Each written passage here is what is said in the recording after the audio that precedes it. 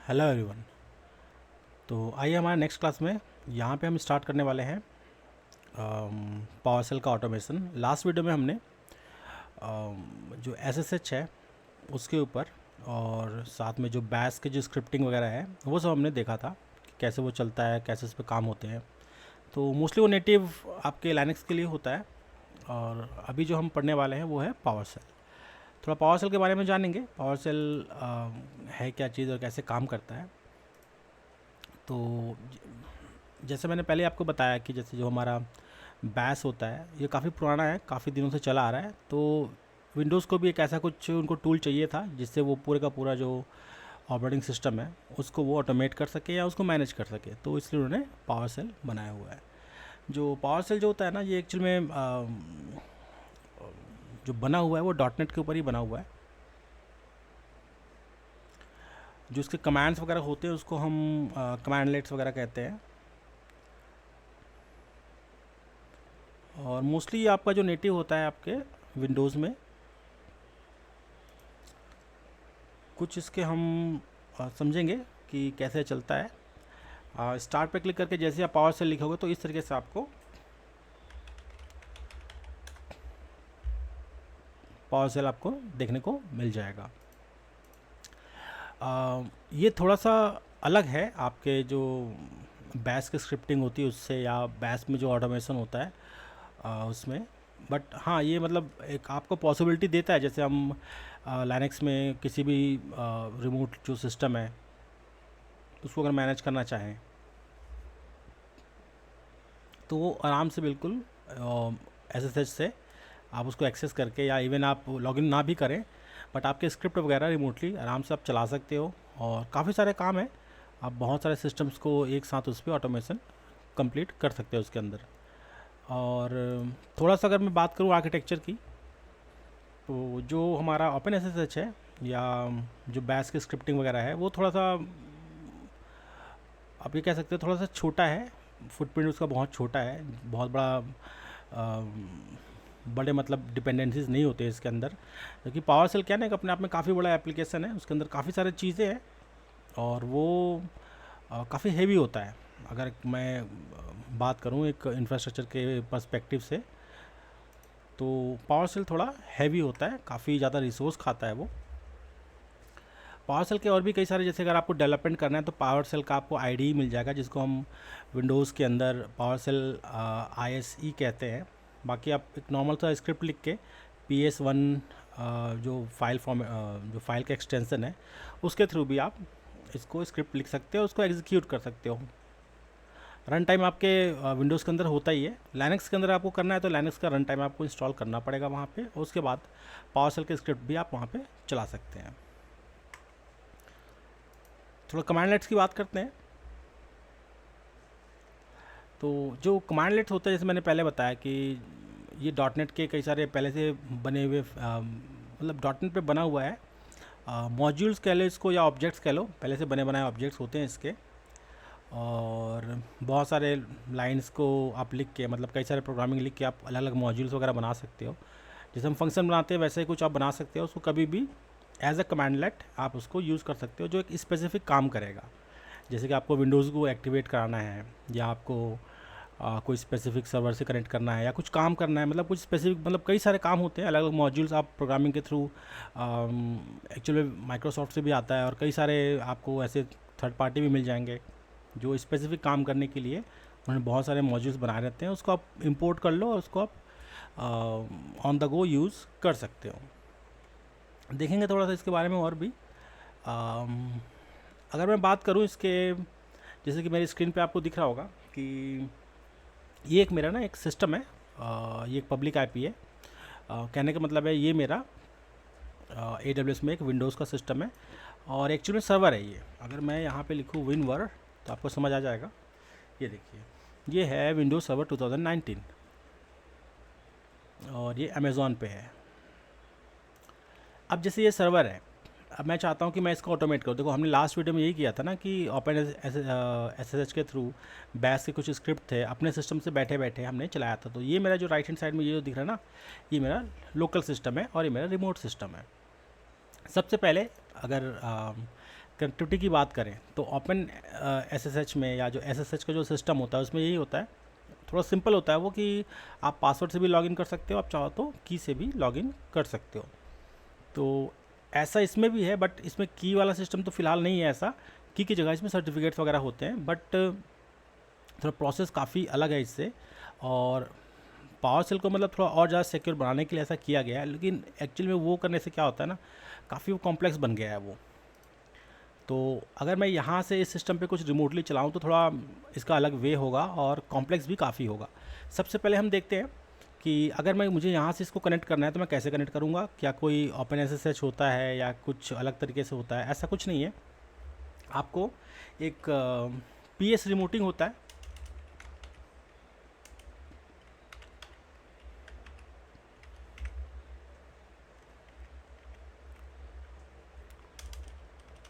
या मैं ऐसे करूँ न्यू सॉरी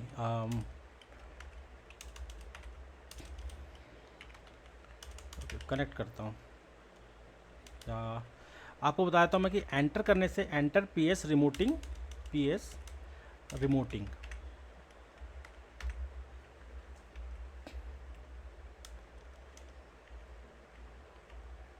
पीएस सेशन। तो एक्चुअली जो होता है वो पीएस सेशन होता है, पावर सेल सेशन इसको हम कहेंगे PS session, enter PS session. तो जैसे ओपन एसएसएच में होता है, आप इसको वैसे ही थोड़ा मान के चलें कि ऐसे ही कुछ है, बट थोड़ा तरीका अलग होता है। अब ये क्या करेगा ना, ये जो एंटर पीएस सेशन है, तो ठीक है पीएस सेशन नाम का कुछ होगा यहाँ पे फैसिलिटी मेरे लोकल सिस्टम में। वो क्या करेगा, एक सेशन बनाएगा रिमोट सिस्टम से। अगर मैं इसके आगे मैं लिख दूँ कंप्यूटर नेम ऐसा कुछ, और यहाँ पे कंप्यूटर का नाम डाल दूँ, या इसके कंप्यूटर का नाम डाल दूँ, होस्ट नेम इसका डाल दूँ, जैसे इसका जो होस्ट नेम है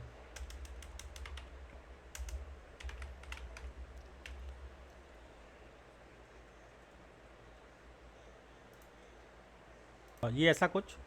एंटर पीएस सेशन करूँगा, कंप्यूटर का नेम डाल दूंगा, ये वाला कंप्यूटर का नेम है मेरा। क्रेडेंशियल्स में देखो होता क्या है ना कि ओपन एसएसएच में या जो हम एसएसएच करते हैं तो उसमें इंटरेक्टिव तरीके से वो मांगता है, या तो आप अपना की दे दो, यूज़र नेम डाल दो और की डाल दो, तो अपने आप ही ऑथेंटिकेट हो जाता है। यहाँ पे क्या होगा, एक प्रॉम्प्ट खुलेगा, इंटरेक्टिव प्रॉम्प्ट खुलेगा, आप चाहो तो उसको भी सप्रेस कर सकते हो चाहो तो। और यहाँ पे जो क्रेडेंशियल है, यहाँ पे क्रेडेंशियल मांगेगा, आप क्रेडेंशियल आप डाल देना, और यहाँ पे उसको सिक्योर वे में आप चाहो तो सिक्योर वे में इसको यहाँ से कम्युनिकेट करा सकते हो। तो ये एक लंबा सा कमांड है कि कैसे इसको करना है ओपन से जैसे ही लग रहा है, बट थोड़ा सा ये अलग होता है। अगर मैं आपको एक करके दिखाऊं तो ये देखिए, ये आपको ना एक ऑथेंटिकेशन मांगेगा। मैं यहाँ पे क्या करूँगा, एडमिनिस्ट्रेटर, देखो इसका जो यूज़र नेम है वो एडमिनिस्ट्रेटर है, और मेरे पास उसका पासवर्ड भी है, यूज़र भी है। तो मैं कोशिश करूँगा कि उसके थ्रू मैं इसको कनेक्ट करूँ। तो ये मैंने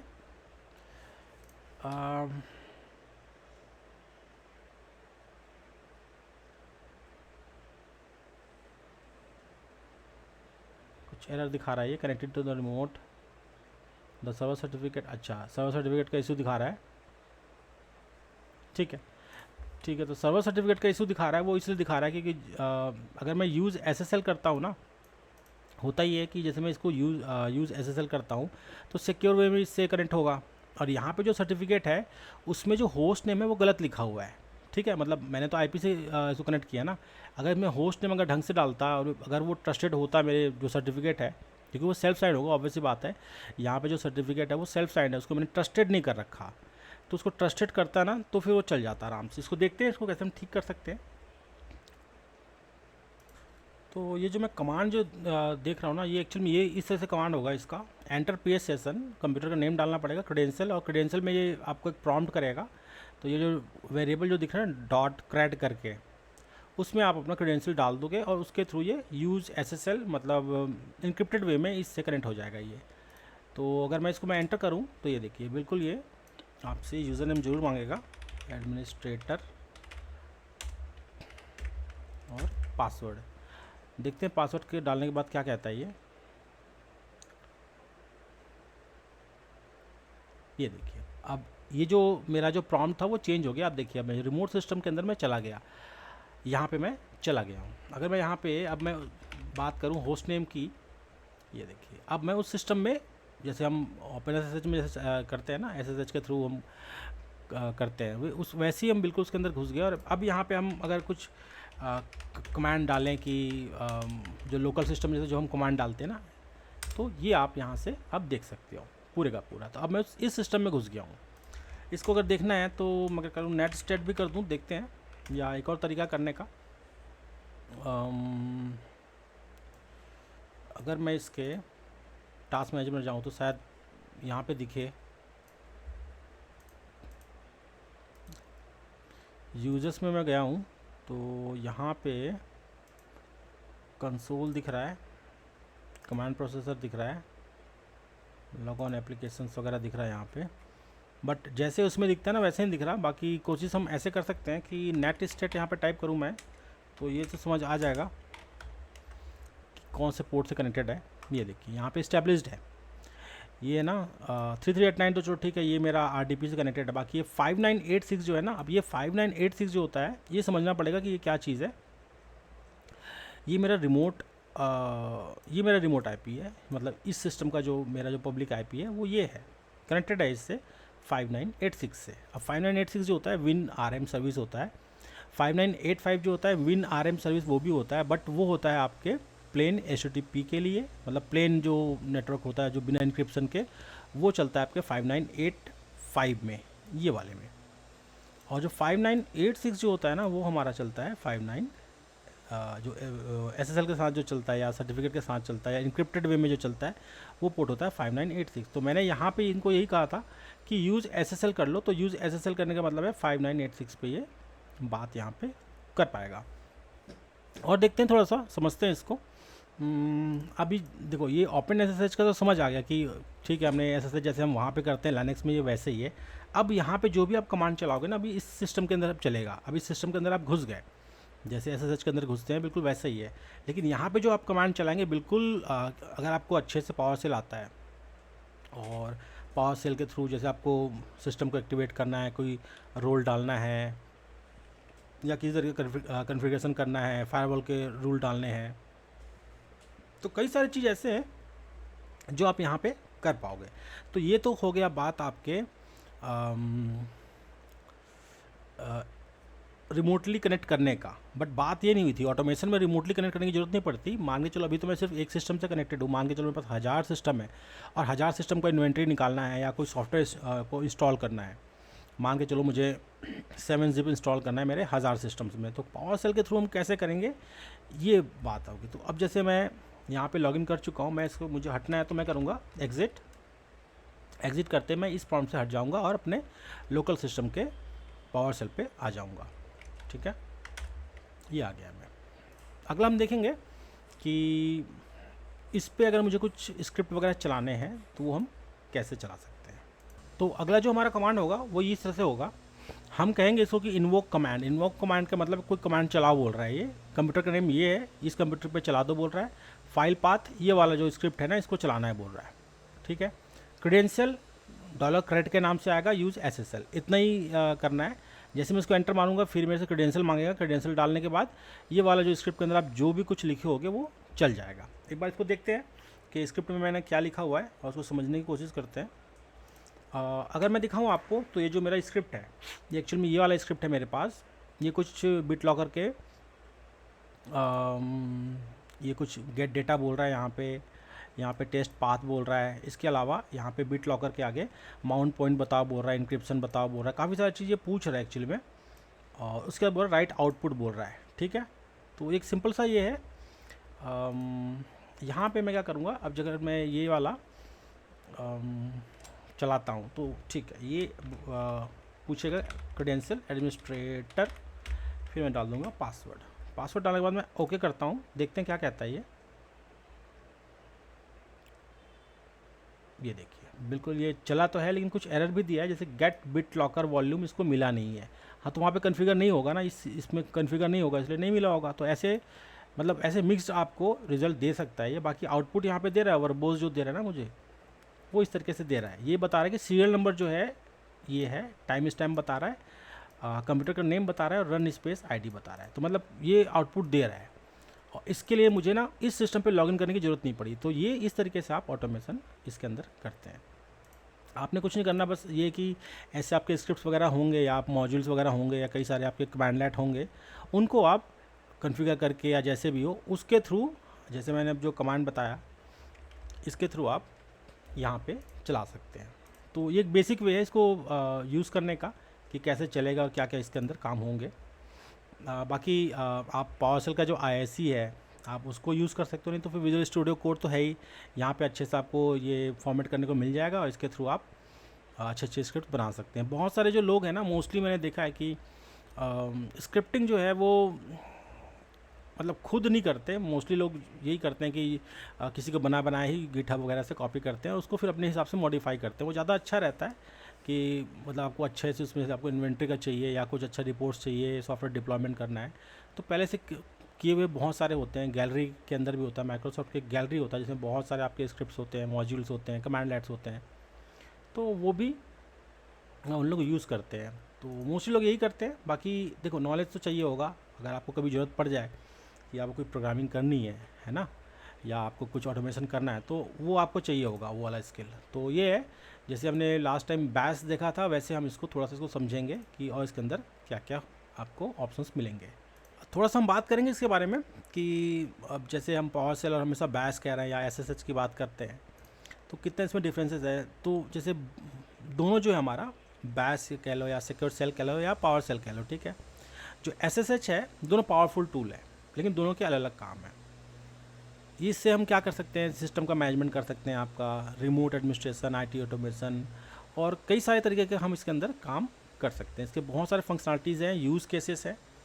सिक्योर सेल की बात करें तो ये मतलब क्रॉस प्लेटफॉर्म सपोर्ट इसका थोड़ा सा अलग है। जैसे कि लाइनक्स और यूनिक्स बेस्ड पे, जैसे कि आप मैक पे भी चलाना चाहते हो, आप चाहते हो लाइनक्स पे भी चलाना चाहते हो, तो वो सब चीज़ आप आराम से बिल्कुल इसके अंदर कर सकते हो।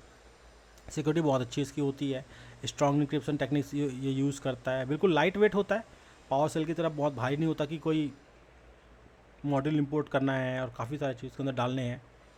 बहुत हल्का होता है इस मामले में। वो पोर्ट फॉरवर्डिंग आपको दे देगा, टनलिंग आपको दे देगा, जो आपके ऑथेंटिकेशन उसमें आपको जो प्राइवेट की ऑथेंटिकेशन होता है ना, आपको वो भी दे देता है। कमांड लाइन फोकस्ड होता है, मतलब मेनली जितने भी काम होते हैं ना आपके, ऑलमोस्ट जितने भी हैं वो सब कमांड लाइन के थ्रू ही चलते हैं। ये जो इसका जो आइडियल अगर मैं यूज़ की बात करूँ तो वो देखो लाइनक्स और यूनिक्स सिस्टम में उसके मैनेजमेंट में सबसे ज़्यादा काम आता है और यही एक प्राइमरी टूल है। रिमोट सर्वर जो एडमिनिस्ट्रेशन करना है, आपका जो सिक्योर एक्सेस नेटवर्क कम्युनिकेशन है, क्रॉस प्लेटफॉर्म के जो ऑटोमेशन वगैरह है, वो इसके थ्रू आप आराम से करते हो। देखो अभी अगर हम ये जो देख रहे हैं ये क्यों ऐसा ये है, क्योंकि आगे जो हम ऑटोमेशन पढ़ेंगे ना तो उनमें ये सब चीज़ काफ़ी काम आएगा। मतलब ये फाउंडेशन आप ये ऐसा मान के चलो, बैश की स्क्रिप्टिंग हो गया, पावर सेल की स्क्रिप्टिंग ना आपका ये एक तरह से कहें तो ये आपका फाउंडेशन है। पावर सेल की बात करते हैं। पावर सेल का क्या है, पावर सेल नेटिव है विंडोज़ में, ये तो हम जानते ही हैं। विंडोज़ के लिए इसको बनाया गया है, सिस्टम एडमिनिस्ट्रेशन करना है, ऑटोमेशन करना है, या विंडोज़ स्पेसिफिक कोई भी फीचर्स है मैनेज करना है, एक्टिव डायरेक्टरी है या और भी कोई एक्सचेंज वगैरह है।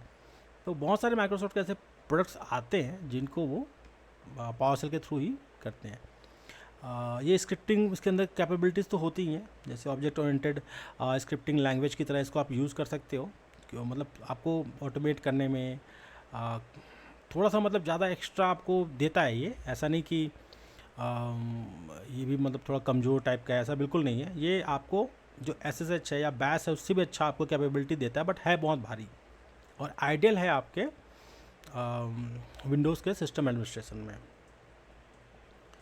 ये जो ऑब्जेक्ट्स वगैरह है, आपका जो डेटा स्ट्रक्चर है, जो कॉम्प्लेक्स डेटा होते हैं उस पर अच्छे से आराम से काम करके देता है आपको। क्रॉस प्लेटफॉर्म होता है ये आपके पावर सेल कोर जो आप यूज़ करना चाहते हो वो आप लाइनक्स में भी यूज़ कर सकते हो।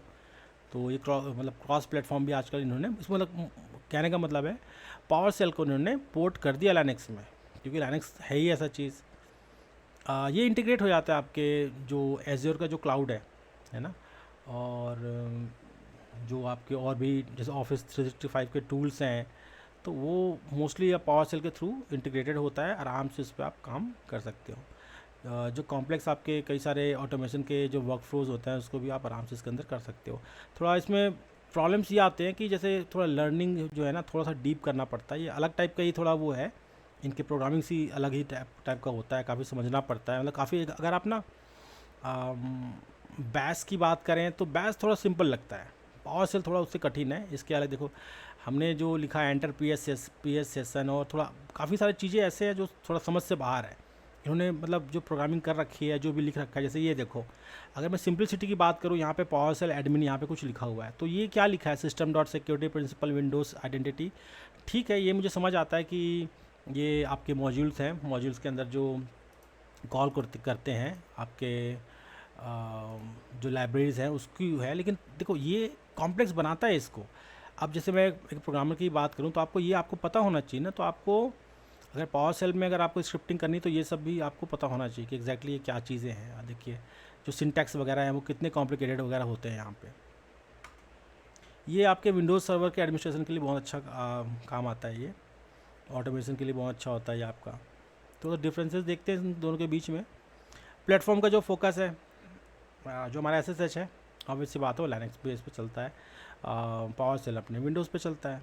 ऑटोमेटिक जो अगर मैं ऑटोमेशन की स्ट्रेंथ बोलूँ तो देखो आपका जो ओपन SSH है या SSH की बात करें हम, वो बिल्ट इन है, मतलब बना ही है उसके लिए, रिमोट एडमिनिस्ट्रेशन के लिए ही बना है। ठीक है। और जो हमारा पावर सेल है, देखो उसको तो बाद में उन्होंने बनाया, वो बात अलग है, बट उसको उन्होंने और आगे आगे बढ़ाया, जिसमें क्लाउड का जो ऑटोमेशन वगैरह है। जैसे मैं बोलूँ कि मैं बैस के थ्रू मैं AWS के क्लाउड को ऑटोमेट कर दूँ तो नहीं कर सकते, बट क्योंकि माइक्रोसॉफ्ट का प्रोडक्ट है पावर सेल और उनका जो एज्योर है वो नेटिव है, तो अगर आपको पावर सेल अच्छे से आता है तो आप समझो कि एज्योर को भी आप आराम से मेंटेन कर सकते हो। सिक्योरिटी की बात करें तो हमने पहले भी डिस्कस किया हुआ इसके बारे में कि ओपन SSH जो है पब्लिक और प्राइवेट की ऑथेंटिकेशन सिस्टम लेता है इसके अंदर, और थोड़ा डीप आपको मतलब सिक्योरिटी का नॉलेज होना चाहिए पावर सेल के अंदर, थोड़ा ये अलग ही है। जैसे अगर मैं एक बात कहूँ आपको कि ये वाला जो मैं बता रहा था कि यहाँ से इसको कनेक्ट करने में कितना क्या क्या चीज़ लगता है। WinRM की सर्विसेज हैं, ट्रस्टेड होस्ट है, सर्टिफिकेट्स है, सेल्फ साइन हुआ तो उसको भी ठीक करो। फिर पावर सेल का जो स्क्रिप्ट का जो एग्जीक्यूशन होता है कि वो एग्जीक्यूशन लेवल कैसे रहे, रिमोट साइन रहे, अनरेस्ट्रिक्टेड रहे, तो वो सब भी देखना पड़ता है। इसके कई सारे फ़ायदे भी हैं, कई सारे नुकसान भी हैं। ऐसा नहीं कि नुकसान नहीं होता, नुकसान होते हैं। कई बार ऐसा होता है कि जैसे मोस्टली कभी कोई अटैक वगैरह होता है ना, तो पावर सेल के स्क्रिप्ट ही होते हैं ऐसे जो पूरे के पूरे सिस्टम को इनक्रिप्ट कर देते हैं, या पावर सेल के थ्रू ही पूरा डिज़ास्टर कर देते हैं जो भी कोई हैकर वगैरह है वो। तो एक तरह से मतलब जितना भी कॉम्प्लेक्स है उतना इसमें नुकसान भी होता है। ईज़िली मतलब आप उसको मिटिगेट नहीं कर सकते, मतलब पावर सेल को ही वो आपके खिलाफ यूज़ कर सकते हैं। तो ऐसा चीज़ ना हो ना कि जो आपको नुकसान दे। स्क्रिप्टिंग की बात करें, पावर सेल का जो है ऑब्जेक्ट ओरिएंटेड आप कह सकते हैं इसको, ऑब्जेक्ट ओरिएंटेड आपका स्क्रिप्टिंग कर सकते हो। मतलब ऑब्जेक्ट्स आप जैसे होते हैं क्लासेस बनाते हैं ना, वैसे क्लासेस बनाओ, उसको क्लास की तरह कहीं और यूज़ कर सकते हैं। एक ये है, तो मतलब एक एक्सटेंसिव आपको दे रहा है। हाँ, ऐसा नहीं कि लाइनक्स के पास इसका काउंटर पार्ट नहीं है। चलो ठीक है, बैस के पास ये कि थोड़ा लिमिटेशन है, वो आपको क्लासेस बेस्ड नहीं दे सकता, बट उसके अलावा भी जैसे वो पाइथन और पर्ल की स्क्रिप्टिंग है ना, वो भी इसको उसके अंदर इंटीग्रेटेड होता है। आप वो भी यूज़ कर सकते हो अगर आपको क्लासेस ही यूज़ करना है तो, है ना। तो कहने का मतलब लाइनक्स में काफ़ी सारे ऑप्शंस हैं। इसमें उन्होंने ये कोशिश किया है कि वो जो ऑप्शंस है उसको एक चीज़ में ही डाला जाए। ईज़ ऑफ यूज़ की बात करते हैं, देखो ओपन SSH सबसे सिंपल है, लाइट वेट है, ज़्यादा उसमें कोई कॉन्फ़िगरेशन करने में कोई प्रॉब्लम नहीं आती। और ये जो हमारा पावर सेल है बहुत ज़्यादा हैवी होता है ये, और टाइम लेता है किसी काम को करने में, रिसोर्स बहुत खाता है ये। क्लाउड प्लेटफॉर्म्स की बात करें तो बैस देखो जैसे मैंने पहले बताया कि लिमिट है उसमें, आप क्लाउड के जो प्लेटफॉर्म्स वगैरह इसमें इसको इंटीग्रेट इतनी आराम से नहीं कर सकते। पावर सेल का जो नेटिव है वो तो ऑब्वियसली बात है एज़्योर पे तो कर ही लेगा वो। परफॉर्मेंस में ओपन SSH सबसे बढ़िया है, बहुत लाइट वेट है।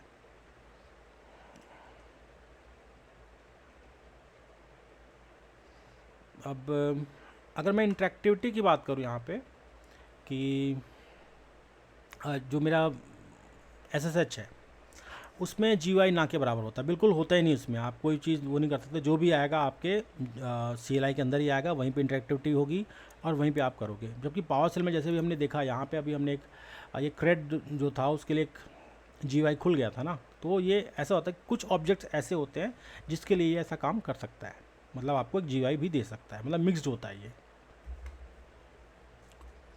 अब सबसे बेस्ट कौन है दोनों में? देखो लाइनक्स का जो इन्वायरमेंट है उसके लिए तो वही ओपन एस अच्छा होता है, विंडोज़ के नेटिव के लिए ये होता है, हम अगर कंक्लूजन निकालना चाहें तो। बाकी सबसे ज़्यादा SSH ओपन SSH ही चलता है, क्योंकि जो लाइनक्स के जो सर्वर्स हैं, मोस्टली जितने भी सर्वर्स हैं ना, वो आपके, अब जब देखो लाइनक्स जो सर्वर्स की हम अगर बात करें कि जो लाइनक्स का सर्वर है उसका कितना यूज़ है, तो ऑब्वियस सी बात है सबसे ज़्यादा जो यूज़ आज की डेट में होता है वो लाइनक्स के ही सर्वर होते हैं। विंडोज़ में देखो लाइसेंसिंग का प्रॉब्लम है, हैवी होता है। हाँ मतलब कुछ कंपनी ऐसे होती हैं जो डॉटनेट पे या किसी स्पेसिफिक वजह से वो विंडोज़ यूज़ करते हैं, तो उनमें देखो पावरशेल तो चलाना ही पड़ेगा, ठीक है। बाकी जो वाइडली जो ज़्यादा अडाप्टेड है, जो चलने वाला जो चीज़ है, वो आपका बैश है। पावरशेल से आप मतलब ये है कि जो भी आपके विंडोज़ बेस्ड जो आपके स्पेसिफिक सिस्टम्स है, देखो होता क्या है ना, जितने भी इंटरप्राइज़ वगैरह हैं, तो इंटरप्राइज़ जो है हमारे सब विंडोज़ पे हैं। आपको 1000 सिस्टम को ऑटोमेट करना है तो आप क्या करोगे? अगर विंडोज़ का सिस्टम है तो ऑब्वियसली बात है पावरशेल पे ही जाना पड़ेगा ना। बट लाइनक्स के जो ऑटोमेशन की बात करते हैं तो फिर आपका बैश ही चलेगा।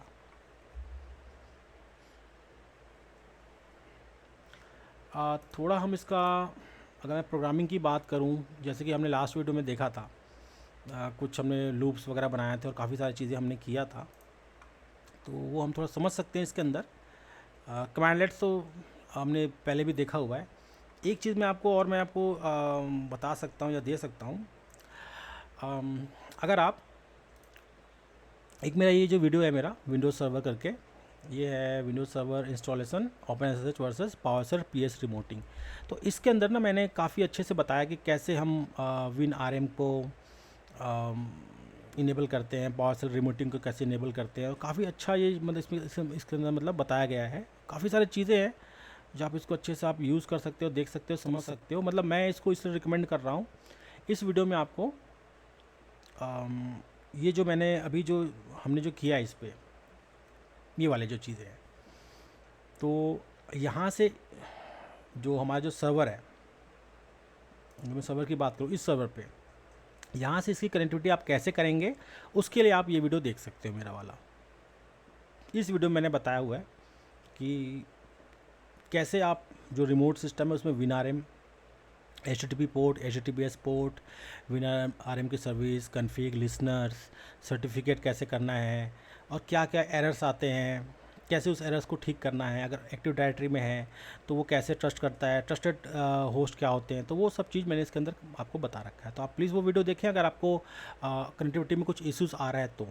बाकी आप उन चीज़ों से अच्छे से आपको आता है, वो सब चीज़ें आपने सॉल्व कर रखा है ऑलरेडी, तो फिर आप इस वीडियो में आगे बढ़ सकते हो। तो यहाँ पे हम बस यही बात करेंगे कि कुछ इसकी प्रोग्रामिंग वगैरह देखेंगे कि क्या ऐसे कैसे होता है, जैसे लास्ट हमने बैश में देखा था ना, वैसे कुछ इसमें भी हम कोशिश करेंगे देखने की। तो मैं इसके लिए क्या करूँगा, अपना विजुअल स्टूडियो कोड पे जाऊँगा यहाँ पे, और यहीं पे हम कुछ करेंगे, और इसी के थ्रू हम यहाँ पे ये स्क्रिप्ट वगैरह जो है ना चला चला के देखेंगे। तो इसको देखते हैं ये हम इस पर और कितने अच्छे तरीके से काम कर सकते हैं।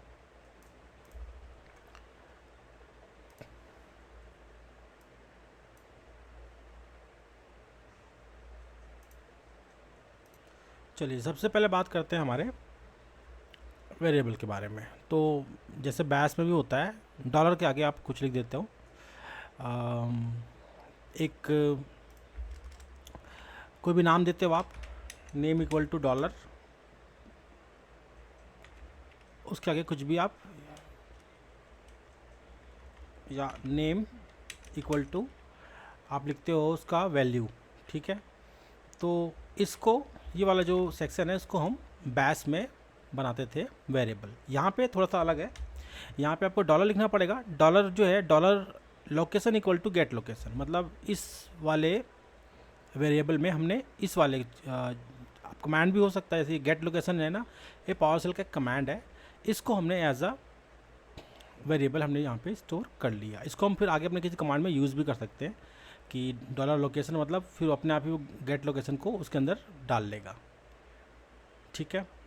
इसके अलावा कई सारे इसके अलग अलग हमारे पास ऑपरेटर्स वगैरह होते हैं, जैसे कि एंड ऑपरेटर होता है, आपके डॉलर डॉलर ऑपरेटर होता है, ऐसे ऑपरेटर कई सारे होते हैं आपके ये इस तरीके के ऑपरेटर्स होते हैं। और भी बहुत तरीके के होते हैं ऑपरेटर्स। आर्ग्यूमेंट्स होते हैं आपके, ये कुछ इस तरीके का आर्ग्यूमेंट्स होता है। ये console file name, error, event, false, for each, home नाम का भी होता है कुछ इस तरीके से, डॉलर होम भी होता है। समझते हैं थोड़ा सा इसके बारे में, ये सब क्या चीज़ें हैं और ये क्या क्या काम करता है। अगर मैं इसकी बात करूं तो ये जो मेरा ऑपरेटर होता है क्या कहता है, अगर आप इसको यूज़ करते हो तो जो आपको लास्ट जो रिसीव टोकन मिलता है ना, ये उसको रिप्रेजेंट करता है। ठीक है, ये एग्जीक्यूशन स्टेटस को बताता है। ये कुछ आर्ग्यूमेंट्स वगैरह है, आर्ग्यूमेंट्स भी देख सकते हैं। ये क्या करता है, आपको बताता है, रिप्रेजेंट करता है आपके एरर को। जो अनडिक्लेयर्ड आपके पैरामीटर्स वगैरह होते हैं ना, जो कि आपको आप कह लें कि जो फंक्शंस वगैरह होते हैं, स्क्रिप्ट्स वगैरह होते हैं, तो उसमें ये काम आता है। जब प्रोग्रामिंग करेंगे तो आपको अच्छे से समझ आएगा इसके अंदर कि आर्ग्यूमेंट्स का क्या काम है। इसी तरीके से अगर मैं फॉर ईच की बात करूँ तो जो फॉर ईच हमारा जो लूप होता है ना, ये वैसे कुछ काम करता है। ठीक है, जो वैल्यू होता है ना, या जो फॉर ईच का जो वेरिएबल का जो वैल्यू होता है, ये उसको रिप्रेजेंट करता है। होम की बात करते हैं। अब जैसे मैं होम लिख दूँ कहीं पे, ये डॉलर होम लिख दूँ, तो कहने का मतलब है कि ये मेरा होम डायरेक्टरी की बात हो रही है यहाँ पे। तो अगर आपको कहीं पे लिखने की ज़रूरत पड़ रही है, आपका जो पाथ है या होम डायरेक्टरी के अंदर आपके कुछ मतलब कुछ वहाँ पे पड़ा हुआ है फाइल्स वगैरह, उसको आप यूज़ करना चाहते हो, डॉलर होम के आगे आपको पाथ देना पड़ेगा, या वहीं पे पड़ा हुआ है तो फिर वहीं से आप उसको उठा सकते हो। तो ये आपके होम डायरेक्टरी के पाथ को बताता है। ऐसे बहुत सारे कोड हैं इसके, PID प्रोफाइल है, PS होम है, सेंडर है, ट्रू है, और भी कई सारी चीज़ें हैं। Arithmetic operators, plus minus equal to, percent, ऐसे कई सारी चीज़ आपको मिलेंगे। इसके अलावा आपको जो ऑपरेटर है EQ को हम इक्वल्स कहते हैं। EQ ये इक्वल्स के बराबर है। एनी नॉट इक्वल टू, ऐसी GT ग्रेटर दैन, GT को ग्रेटर दैन कहते हैं, LT को लेस देन कहते हैं। ठीक है, तो ऐसे बहुत सारे आपको ऑपरेटर्स भी मिल जाएंगे। असाइनमेंट ऑपरेटर भी मिलते हैं, जैसे कि equal to plus, plus equal to, ऐसे कई सारे आपको ऑपरेटर मिल, लॉजिकल ऑपरेटर भी मिलते हैं। एंड और, जैसे मैं लिख दिया एंड और, या फिर एक और होता है हमारे पास नॉट लॉजिकल। तो ऐसे भी आपको ऑपरेटर्स मिलते हैं। कुछ मिसलेनियस ऑपरेटर भी होते हैं जो मतलब इस तरीके के रिडक्शन भी करते हैं, रिडक्शनल बोलते हैं इनको ऑपरेटर। मतलब लेफ़्ट साइड को राइट हैंड साइड की तरफ ग्रेटर दैन इक्वल टू होता है ना, वैसे कुछ इसके अंदर भी आपको मिलेगा। पावर सेल में भी लूपिंग होती है। कुछ कंडीशन जैसे हमने वहाँ पे देखा था बैश में कि आप एक एरर दे रहे हो, आर्ग्यूमेंट्स दे रहे हो, तो वो चलाते चलाते जाएगा वहाँ तक, उसको जब मैच करेगा, जब ट्रू हो जाएगा उसका जो वैल्यू है वो जब ट्रू हो जाएगा तो फिर वहाँ तक चलने के बाद वो रुक जाएगा, तो उसको लूप कहते हैं। जैसे हमारे बैश में होता है फॉर लूप होता है, फॉर ईच लूप होता है, इसके अंदर वाइल लूप होता है आपका, डू वाइल लूप भी होता है। तो ऐसे कई सारे लूप्स होते हैं, उसके बारे में बात करेंगे, जो कि मतलब इफ़ स्टेटमेंट के थ्रू चलता है। इफ़ एल्स स्टेटमेंट भी उसके अंदर होता है। नेस्टेड भी होता है, मतलब एक ऊपर की तरफ एक इफ़ स्टेटमेंट चलेगा यहाँ पे, और नीचे के अंदर भी, नीचे भी चलेगा। एक स्विच स्टेटमेंट होता है कि स्विच बताओ कि एक कंडीशन दे देगा, अगर ये हो तो ये, फिर ये हो तो ये, ऐसे करके आपको 2-3 आप स्विच कर सकते हो उसमें। और उसमें से जैसे हमने लास्ट टाइम नहीं किया था कि लॉगिन के लिए अगर ये यूज़र नेम इक्वल टू ये हो तो लॉगिन करे, या फिर पासवर्ड या जो भी यूज़र नेम फिर से डाले, ये ऐसा आपको मिलेगा। डिक्लेयरिंग वेरिएबल भी समझते हैं, वेरिएबल को कैसे डिक्लेयर करते हैं यहाँ पे, ये इस तरीके से $A = 1 2 3 4 ऐसा कुछ आपको बता रहा है।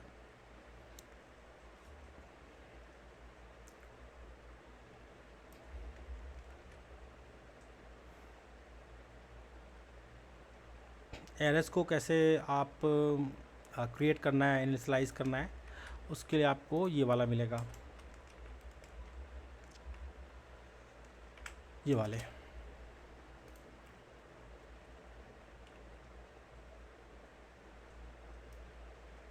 राइट होस्ट की बात करते हैं, ये कुछ राइट होस्ट है। Right host using while loop, तो $i=0 वाइल, ये देखिए, तो ये हो गया। एरे की बात कर रहे हैं हम यहाँ पे। तो एरे में क्या होता है ना, काफ़ी लंबा इसका आउटपुट आता है। अगला और कुछ देखते हैं। कुछ हैश टेबल मतलब आपके भी होते हैं इसके अंदर, इस तरीके से। ये हैश है, शेप, स्क्वायर, कलर, तो इसको भी आप समझ सकते हैं।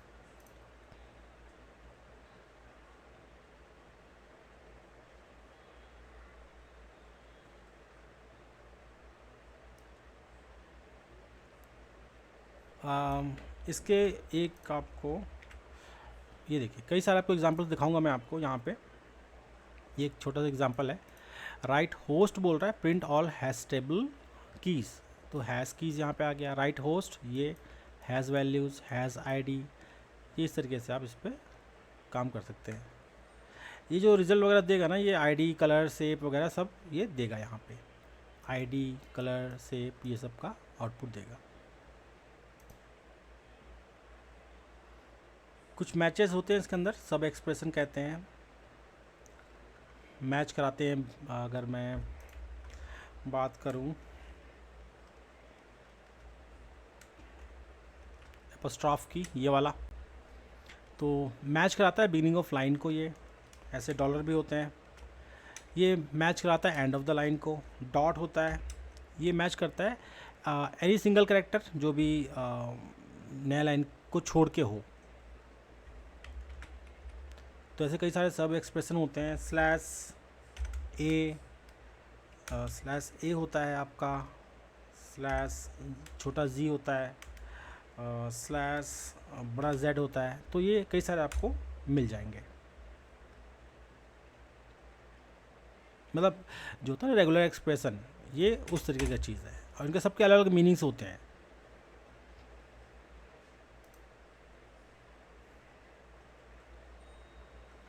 जैसे मैं अगर एक एग्ज़ाम्पल दूं मैं आपको, ये वाला, ठीक है, गेट सर्विस स्टार।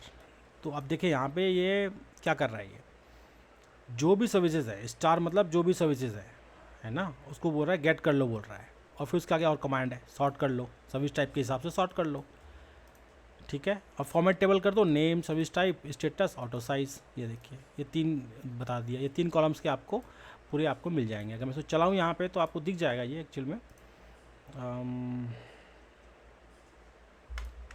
अगर मैं इसे चला के दिखूँ तो समझ आ जाएगा।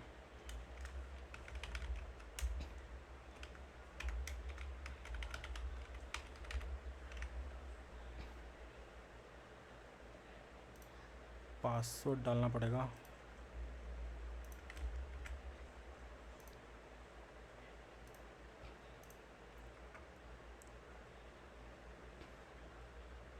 ये देखिए, ये रिमोट सिस्टम में जितने भी सर्विसेज है ना, सबको यहाँ पे दिखा दिया मेरे लोकल सिस्टम पे, ये वाले। उसके लिए कैसे हमने किया, ये यहाँ से हमने लिया।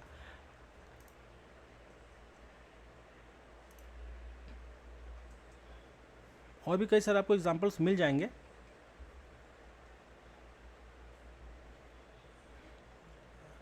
रेगुलर एक्सप्रेशन के बाद आपको ब्रैकेट्स मिल जाएगा। थोड़ा सा प्रोग्रामिंग में उसको ध्यान देना पड़ता है हमारे को खासकर। जैसे ब्रैकेट्स जो हमारे होते हैं ना, ये जैसे कोई आप आइटम की बात कर रहे हैं तो वो ब्रैकेट्स में होने चाहिए, किस तरीके से होना चाहिए, तो सिंटैक्स का है यहाँ पे, तो ब्रैकेट्स को भी ध्यान देना पड़ता है। कई सारे तरीके के इसके आपको एग्जांपल्स मिल जाएंगे, इनका हमें ध्यान रखना पड़ता है। जैसे ये है $x = 10 है, if x = LE less than क्या 20 हो तो ये राइट होस्ट कर दो।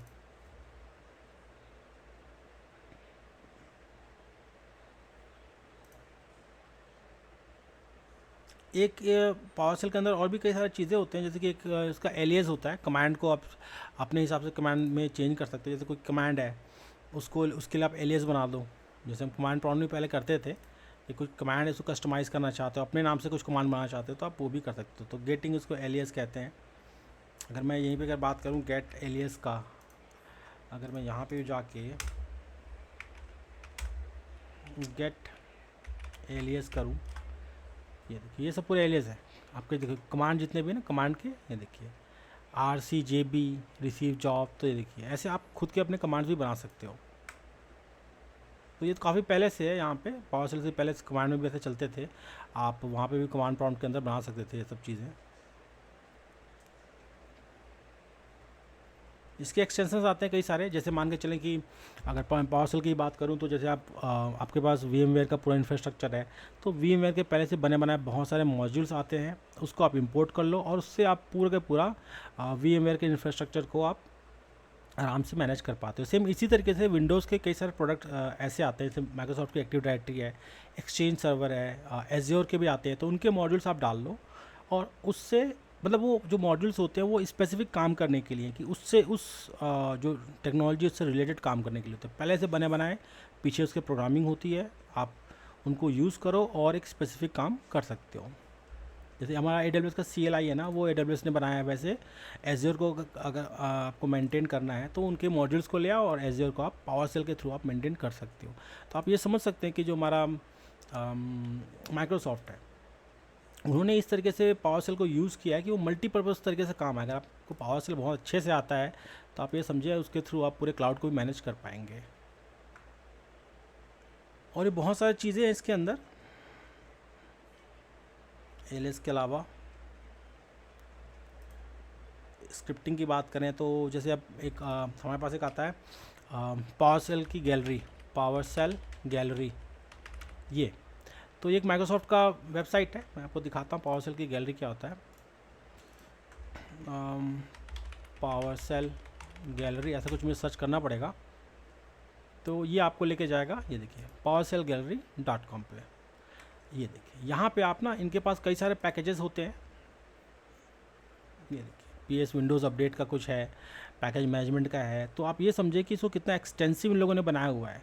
बैस में तो काफ़ी लिमिटेशन है, वो चलो ठीक है लाइनक्स के लिए, बट विंडोज़ के लिए जैसे आप स्पेसिफिक कुछ काम करना चाहते हैं तो आपके बने बनाए बहुत लोगों ने बना के यहाँ पे डाला हुआ है, और जैसे उसके थ्रू आप इसको यूज़ कर सकते हो। जब मैं पावर सेल की बात करूँ, मैं लाइनक्स पे जाऊँ तो देखिए लाइनक्स के लिए भी लोगों ने बहुत कुछ कर रखा है। पावर सेल गेट बोल रखा है, AWS टूल का कॉमन है, क्लाउड वॉच है, आपके पेस्टर, कितने सारे आपको मिलेंगे। PS का फ्रेमवर्क बोलेगा, DBA के टूल्स हैं आपके, PSWS मैन है, तो ऐसे आपको कई सारे आपको अलग से पावर सेल के पैकेजेस मिल जाएंगे, जिस मतलब प्री बिल्ट होते हैं, लोगों ने बना के डाले हुए हैं या माइक्रोसॉफ्ट ने भी बना के डालते हैं, और उसको आप यूज़ कर सकते हैं। चलिए बात करते हैं स्क्रिप्टिंग की, हमारे ऑटोमेशन में क्या मतलब फ़ायदा है हमारे पावर सेल का। तो जैसे मैंने पहले ही बताया आपको कि जो हमारा बैस होता है बिल्कुल पावर सेल के बराबर है, वैसे ही आप मान के चलें, बट दोनों के काम अलग है। अगर मैं ऑटोमेशन की मैं बात करूँ तो अगर मुझे कुछ ऑटोमेट करना है तो ठीक है, मैं यहाँ पे अगर एक स्क्रिप्ट लिख देता हूँ, कहता हूँ कि चलो ठीक है जितने भी सिस्टम है उसमें फ़लाना सॉफ्टवेयर डाल दो, ठीक है, या मैं कुछ इनको कहता हूँ कि एज्योर के अंदर 3 सर्वर बना दो, ठीक है, बना देगा वो पावर सेल के अंदर। ऐसे ही मैं अगर SSH की बात करूँ तो SSH के थ्रू भी मैं कुछ ऐसा बैश स्क्रिप्टिंग के थ्रू मैं कर सकता हूँ। बट जो हमारा स्क्रिप्टिंग है वो एक बेस है आपका, जैसे मैंने पहले ही कहा बेस है। ये क्या है, जो इनके जो डोमेन स्पेसिफिक लैंग्वेज है, अब जैसे मेरा बैस है, उसका भी तो अपना खुद का एक वे है ना प्रोग्रामिंग करने का, भाई कैसे उसमें आपको वेरिएबल डालना है, क्या क्या कैसे डिक्लेयर करना है, क्या क्या चीज़ लिखना है, वो सब चीज़ का तरीका अलग है। सेम पावर सेल में भी है, पावर सेल थोड़ा और उससे कठिन है, तो पावर सेल में भी आप उसके हिसाब से आप जो है वो लिखोगे। बट ऑटोमेशन में हम ये चाहेंगे ना कि हम ये कोशिश करेंगे कि कुछ ऐसा हो या ऐसा चीज़ ऐसा ऑटोमेशन का टूल हो जिसमें इतने जो कठिन जो चीज़ें हैं या जो हार्डवेयर है स्क्रिप्ट को लिखने का, देखने का, समझने का, वो थोड़ा सिंपल कर सके। तो इसी के लिए हम क्या करते हैं ना, हम कोशिश करते हैं कि हमारा जो कोई थर्ड पार्टी टूल ऐसा मिल जाए या कुछ ऐसा हो जाए जो थोड़ा और सिंपल करें ऑटोमेशन को। जैसे कि मान के चलो एनसाइबल है, सेफ है, पपेट है, आपके टेराफॉर्म है, तो उनकी जो लैंग्वेज होती है, उनके पास भी खुद की लैंग्वेज होती है, बट लेकिन वो समझा सकते हैं, उसको आप आराम से इसमें यूज़ कर सकते हो, उसको आप समझ सकते हो और उसके थ्रू आप ऑटोमेशन का काम आराम से कर सकते हो। अब वो करता कैसे है काम, देखो अगर आपको किसी सिस्टम में कुछ करना है, ठीक है, तो 2 तरीके से होते हैं, या तो आप उसमें एजेंट डाल दो, आपका जैसे मान लो ये मेरा विंडोज़ का सिस्टम है, इसे मैंने मान के चलो कि सेफ का एजेंट डाल रखा है। मैं सेफ के सर्वर से यहाँ पे मैं बोलूँगा सेफ के ऑटोमेशन टूल से कि आप यहाँ से इस पर कुछ कर दो, तो यहाँ से जो उसको लैंग्वेज समझ आता है उस लैंग्वेज में मैं बोल दूंगा उसको कि आप ऐसे करो, इस सिस्टम में ये सॉफ्टवेयर डाल दो, उसका इन्वेंट्री निकाल दो, उस पर एंटीवायरस डाल दो, सब चीज़ चेक कर लो, पासवर्ड चेंज कर लो। एक मतलब पूरा का पूरा एक बड़ा सा एक मैं काम उसके अंदर ऑटोमेट करा के इसको डाल दूंगा। ये क्या करेगा, एजेंट से बात करेगा, एजेंट उसको डिप्लॉय कर देगा। एजेंट कैसे डिप्लॉय कर देगा, वो ये नहीं बोलेगा कि मुझे पावर सेल चाहिए, या वो ये नहीं बोलेगा कि मुझे बैश चाहिए। वो बोलेगा मैं एजेंट हूँ, मुझे आपका लैंग्वेज समझ आ रहा है, आपने जो मुझे बताया है, जो बोला है, मेरे को वो लैंग्वेज समझ आ रहा है, मैं इसको यहाँ पे कर सकता हूँ। तो ये हो गया एजेंट वाला ऑटोमेशन। बाकी जैसे हमारा एनसाइबल है, एजेंटलेस होता है। हमारा जो टेराफॉर्म होता है वो भी एजेंटलेस होता है। तो वो कैसे काम करते होंगे, तो ऑब्वियस सी बात है ना, ऐसे सिचुएशन में आपको डिपेंड किस पे होना पड़ेगा। अगर आप विंडोज़ हैं तो पावर सेल पे होना पड़ेगा, अगर आप लाइनक्स हैं तो बैश की स्क्रिप्टिंग या एसएसएच पे होना पड़ेगा। तो इसी के लिए जो हमारे जो स्टेटलेस जो कॉन्फ़िगरेशन मैनेजमेंट टूल्स होते हैं, जैसे कि हमारा एनसाइबल है, उसमें एजेंट का कोई चक्कर नहीं होता। वो क्या करता है, वो बात करता है आपके सिस्टम से, आपके सिस्टम से बात करेगा। लेकिन किससे बात करेगा वो, अगर ये विंडोज़ का सिस्टम है तो बात करेगा पावर सेल के थ्रू, अगर इनके पास लाइनक्स है तो वो बात करेगा एसएसएच के थ्रू। और यहाँ से मतलब आप का जो एनसाइबल सर्वर है इसके थ्रू ये इनसे बात करेगा और इसके अंदर काम करवाएगा। अब देखो, हम जब हर काम हम पावर सेल उससे करना है तो हम एक ही टूल क्यों यूज़ ना करें, पावर सेल क्यों यूज़ ना करें, क्यों हम कोई थर्ड पार्टी टूल पे लेके जाएं। तो देखो, दो तीन चीज़ें इसके आपको एक्स्ट्रा फ़ायदे ये होते हैं कि एक तो आप सेंट्रलाइज एक जगह से सबको मैनेज कर सकते हो, और जो लैंग्वेज जो आप समझा रहे हो मशीन को या जो आप करना चाहते हो ऑटोमेशन, वो ज़्यादा सिंपल होगा बजाय पावर सेल के। तो आपको ये एक एक्स्ट्रा चीज़ आपको मिलता है वहाँ पे। इसको हम आगे देखेंगे। अभी फ़िलहाल मैं ये जो हमारा पावर सेल का जो ये जो है जो हमारा क्लास है, बस आपको एक छोटा सा एक समझाने के लिए था कि जो ऑटोमेशन के टूल होते हैं वो क्यों एसएसएच पे और आपके पावर सेल पे डिपेंडेंट होते हैं। बहुत सारे काम होते हैं जिसको हम करते हैं, और वो होता है अगर आप किसी रिमोटली किसी सिस्टम में करना है थ्रू स्क्रिप्ट कर सकते हो। बाकी उसको ऑटोमेट भी कर सकते हो। अगर आप अगर ऑटोमेशन की हम बात कर रहे हैं तो स्क्रिप्ट लिख दो और स्क्रिप्ट के अंदर जो भी आप लिखोगे उसको बाहर मतलब जो सिस्टम है उसमें कर देगा। बट एक स्टेट जो होता है ना, एक मेंटेन करने का होता है कि स्टेट एक मेंटेन हो जाए, वो मेंटेन नहीं हो पाता। तो उसी की वजह से सेंट्रलाइज एक टूल हो जहाँ पे आपका पूरे का पूरा जो इंफ्रास्ट्रक्चर है उसका पूरा हिसाब किताब उसी के अंदर रहे, किस सिस्टम में क्या चल रहा है, किस सिस्टम का स्टेट कैसा है, उसको पूरा सेंट्रलाइज मैनेज करने के लिए ना कॉन्फ़िगरेशन मैनेजमेंट टूल्स होते हैं, जैसे कि सैफ है, एनसाइबल है, पपेट है। ऐसे टेराफॉर्म भी है, ऐसा नहीं कि टेराफॉर्म भी नहीं है, बट टेराफॉर्म को हम as a infrastructure as a code लेके चलते हैं कि प्रॉपर वो एकदम इसको हम ये नहीं कह सकते कि वो एक कॉन्फ़िगरेशन मैनेजमेंट टूल है, बट काम बहुत करता है वो, ऑलमोस्ट सब काम कर लेता है वो। लैंग्वेज का थोड़ा सा डिफरेंस है, उनका जो लैंग्वेज होता है HCL कहते हैं उसको, हैसिकॉप का जो लैंग्वेज है उन्होंने वो बनाया है। एनसाइबल थोड़ा अलग है, एनसाइबल पाइथन के ऊपर बना हुआ है, और एनसाइबल जो है काफ़ी सिंपल है सीखने को।